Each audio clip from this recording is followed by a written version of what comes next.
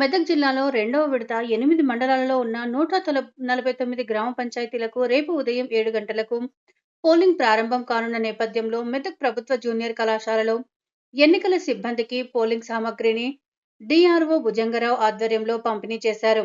ఈ సందర్భంగా పోలింగ్ సిబ్బంది బ్యాలెట్ బాక్స్, పోలింగ్ సామగ్రిని తీసుకొని బస్సుల్లో పోలింగ్ కేంద్రాలకు తరలి వెళ్లారు.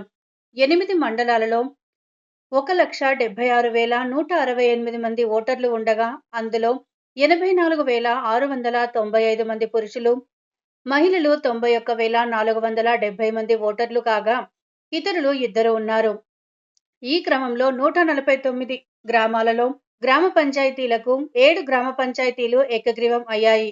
మిగిలిన 142 గ్రామ పంచాయతీలకు ఎన్నికలు జరగగా 544 మంది అభ్యర్థులు బరిలో ఉన్నారు. 1290 వార్డులకు గాను 254 వార్డులు ఏకగ్రీవం కాగా 2 వార్డులకు నామినేషన్ దాఖలు కాలేదు. మిగిలిన 1034 వార్డులకు గాను 2952 మంది వార్డు సభ్యులు బరిలో ఉన్నారు. పోలింగ్ నిర్వహణ కోసం ఆర్ఓ 143, పీఓలు 1246, ఓపీఓలు 1457 మంది పోలింగ్ సిబ్బంది ఉన్నారు.